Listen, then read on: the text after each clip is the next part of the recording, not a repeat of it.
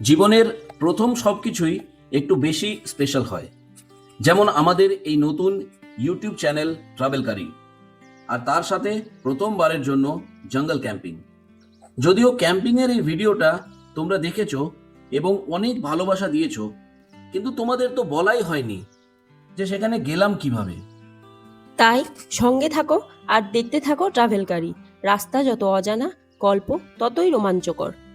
কলকাতা থেকে মাত্র কয়েক ঘন্টার দূরত্বে এমন একটা জায়গা আছে যেখানে পৌঁছানোর পর মনে হবে যেন শহরের সব শব্দ হঠাৎ করেই থেমে গেছে। এই ভিডিওতে আমরা তোমাদের নিয়ে যাচ্ছি পশ্চিমবঙ্গের অন্যতম সুন্দর জঙ্গল জয়পুর ফরেস্ট। আর সেখানে সন্ধান দেব গভীর জঙ্গলের মাঝে অবস্থিত রোমাঞ্চপূর্ণ এক জঙ্গল ক্যাম্পের। ভিডিওটা ভালো লাগলে লাইক করো, কমেন্ট করো আর অনেক অনেক শেয়ার করো। খুব সুন্দর, জাস্ট অসাধারণ জায়গা।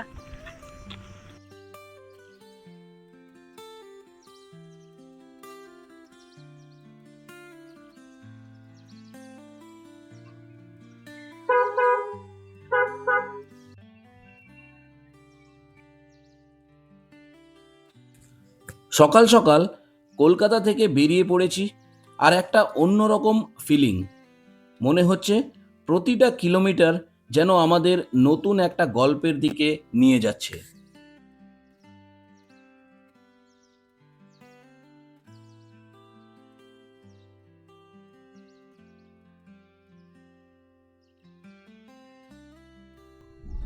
তো বেসিক্যালি আমরা একটা ছোট ভুল করে ফেলছি।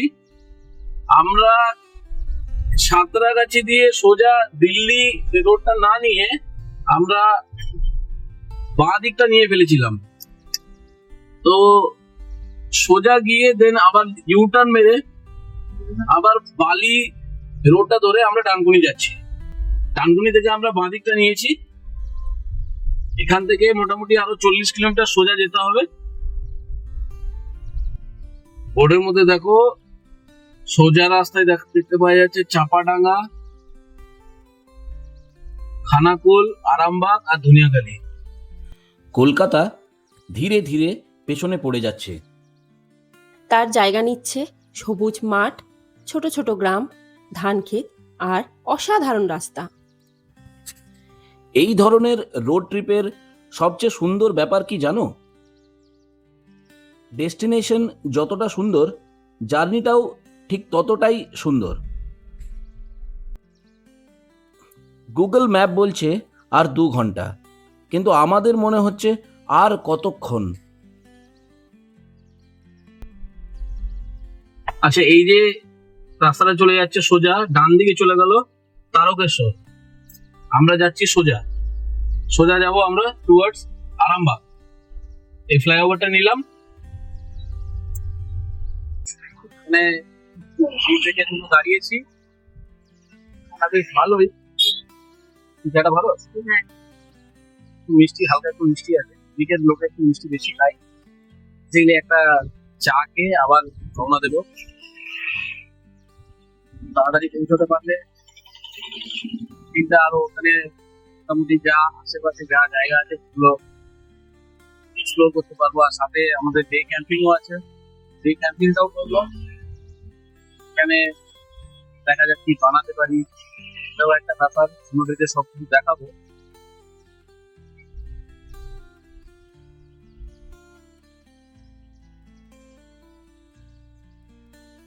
তোমরা কমেন্টে জানিও রোড ট্রিপে তোমাদের ফেভারিট ব্রেকফাস্ট কি।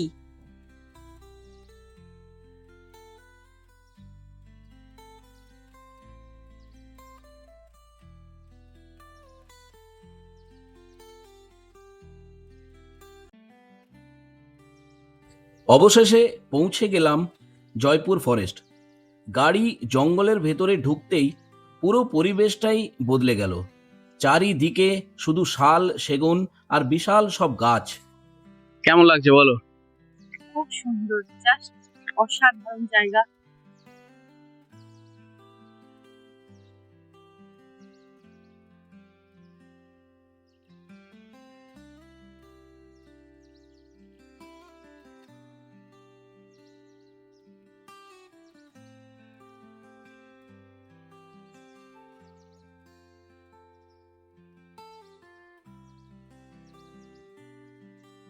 তো এই হচ্ছে আজকের রাতের আমাদের ডেস্টিনেশন, জয়পুর জঙ্গল ক্যাম্প। চারদিক জুড়ে শুধু ঘন জঙ্গল, আর তার মাঝেই গড়ে উঠেছে এই সুন্দর ক্যাম্পসাইট। এখানে মোট 6টা টেন্ট রয়েছে। টেন্টে থাকার খরচ জনপ্রতি 1300 টাকা, যার মধ্যে থাকা আর খাওয়া দুটোই ইনক্লুডেড। একটা সুইস টেন্ট রয়েছে, ওখানে থাকতে হলে খরচ জনপ্রতি 1500 টাকা। আর এই লেফট সাইডে রয়েছে একেবারে মাটির তৈরি একটা মাড হাউস, এখানে থাকার খরচ জনপ্রতি 1700 টাকা। আর আজকের রাতটা আমরা কাটাবো এই মাড হাউসেই। চারপাশে জঙ্গল ছাড়া আর কিছুই নেই, আর তার মাঝে আমরা জাস্ট পুরো ব্যাপারটা বেশ থ্রিলিং লাগছে। এখন ঘুরিতে বাজে 6:45। আমরা ফাইনালি পৌঁছে গেছি বিষ্ণুপুর জঙ্গল ক্যাম্পে। এটা একটা মাড হাউস, আজ রাতে আমরা এখানে মাড হাউসে থাকবো। এটা একটা মাড হাউস, আর দেওয়ালগুলো পুরো মাটির, দেখেই বুঝতে পারছো তোমরা। এটা দেখো, একটা জানলা আছে ছোট্ট মতো। এই জানলার উপরে খুব সুন্দর একটা নকশা করা কাজ আছে, পাখিও আছে ডিজাইন। এটা একটা সিঙ্গেল বেড, যেখানে আরামসে একজন থাকতে পারবে। এটা একটা ডাবল বেড, যেখানে দুজন শোয়া যাবে। এদিকে এসি আছে।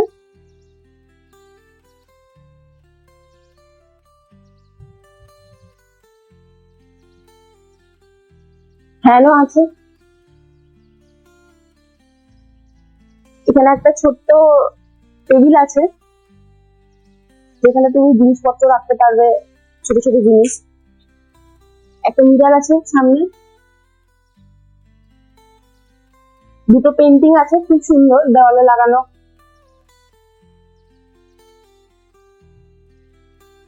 বেসিনও আছে, তার ওপর মিরর রাখা আছে। আর এটা হচ্ছে ওয়াশরুম।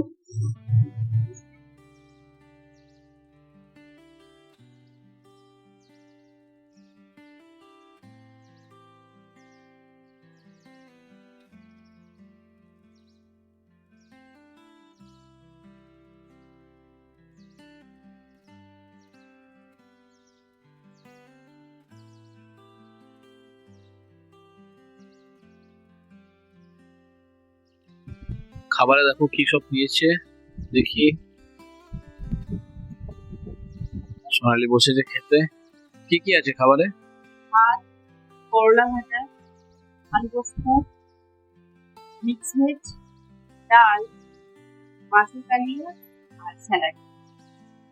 আচ্ছা, বেসিক্যালি সকালে বেরিয়েছি, খাওয়া সেরকম হয়নি, প্রচন্ড রকমের খিদে পেয়েছে। খাবার যা এনেছে দেখে তো মনে হচ্ছে খুব ভালো, সুস্বাদু হবে, টেস্টি খাবার হবে। এই যে সামনে দেখছো, এটা হলো জয়পুরের পুরনো এয়ার স্ট্রিপ বা রানওয়ে। দ্বিতীয় বিশ্বযুদ্ধের সময় এই রানওয়েটি মিত্রশক্তির বিমান ওঠানামার জন্য তৈরি করা হয়েছিল।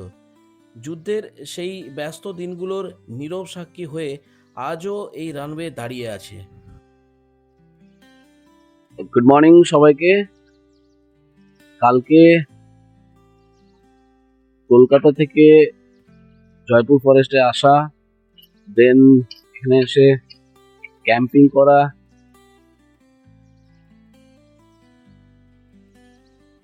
সবকিছু মিলিয়ে একটা বেশ হেক্টিক দিন গেছে।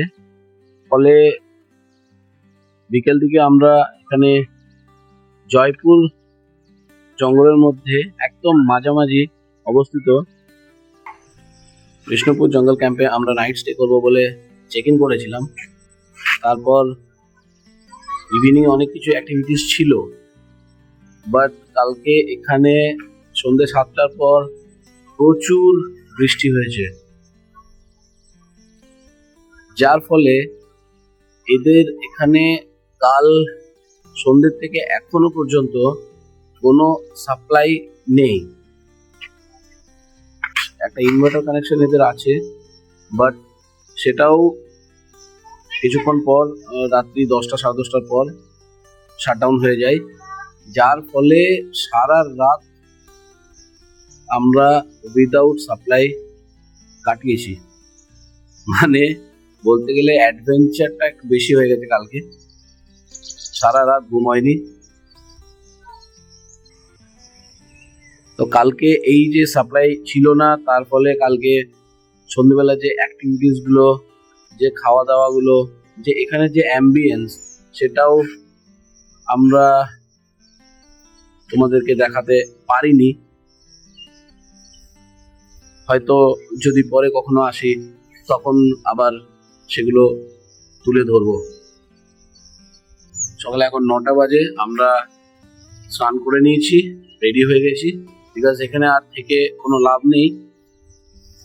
সো তাড়াতাড়ি ব্রেকফাস্ট করে ভাবছি বিষ্ণুপুরটা দেখে ঘুরে তারপর ব্যাক টু কলকাতা, বিকজ কালকে আবার অফিস অ্যাটেন্ড করতে হবে।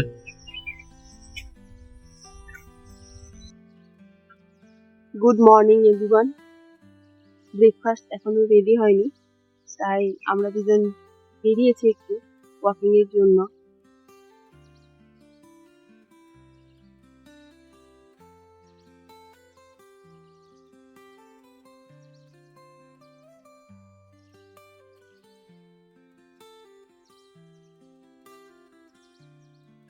আজ ব্রেকফাস্টে আছে লুচি গরম গরম, সাথে আলু সবজি, দেখতেই পাচ্ছ বেশ সুন্দর বানিয়েছে, দেখে মনে হচ্ছে খাই। যা লাল দেখে মনে হচ্ছে খুব লঙ্কা দিয়েছে, ঝাল হবে।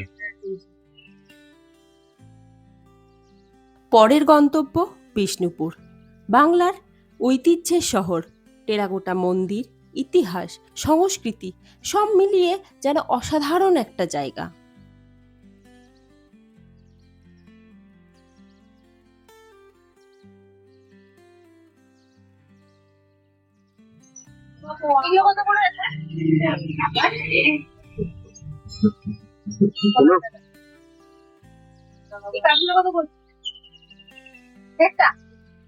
এগুলো 25 টাকা করে। ওখানে যাবো?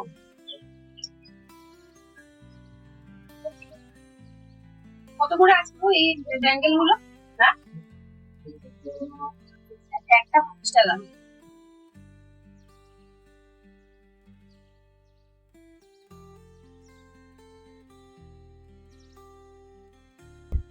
তা এখন এসে পৌঁছেছি আমরা বিষ্ণুপুরের অন্যতম এক ঐতিহাসিক জায়গা, যার নাম হচ্ছে লালবাঁধ। তোমরা কি জানো এই লালবাঁধ তৈরি হয়েছিল প্রায় 400 বছর আগে মল্ল রাজাদের আমলে? সেই সময় বিষ্ণুপুরে পানীয় জল সংরক্ষণ, সেচ ব্যবস্থা এবং শহরকে সুরক্ষিত রাখার জন্য একাধিক বড় বড় বাঁধ তৈরি করা হয়েছিল। তার মধ্যেই অন্যতম এই লালবাঁধ। এই বিশাল জলাশয় শুধু ইতিহাসের সাক্ষী নয়, একসময় এটি রাজ্যের মানুষের জীবনযাত্রারও গুরুত্বপূর্ণ অংশ ছিল। সত্যি বলতে এই ট্রিপটা আমাদের কাছে শুধু একটা ভ্রমণ ছিল না, এটা ছিল অনেকগুলো নতুন অভিজ্ঞতার সমাহার। প্রথমবার নিজেরা ক্যাম্পিং করা, জঙ্গলের নির্ঝরতায় একটা রাত কাটানো, অফরোডিংয়ের মজা নেওয়া, আর বিষ্ণুপুরের ঐতিহ্যকে কাছ থেকে অনুভব করা। প্রতিটা মুহূর্ত আমাদের কাছে আজীবন মনে রাখার মতো। যদি ভিডিওটা ভালো লেগে থাকে তাহলে অবশ্যই একটা লাইক করবে, কমেন্ট করে জানাবে ভিডিওটার কোন অংশটা তোমাদের সবচেয়ে ভালো লেগেছে। আর যদি এখনও ট্রাভেলকারীকে সাবস্ক্রাইব না করে থাকো তাহলে এখনই সাবস্ক্রাইব করে বেল আইকনটা প্রেস করে দাও। খুব তাড়াতাড়ি আমরা নিয়ে আসছি আরও নতুন road trip, off roading, camping আর অ্যাডভেঞ্চারের গল্প। টিল দেন ভালো থেকো, সুস্থ থেকো, দেখা হবে পরের অ্যাডভেঞ্চারে।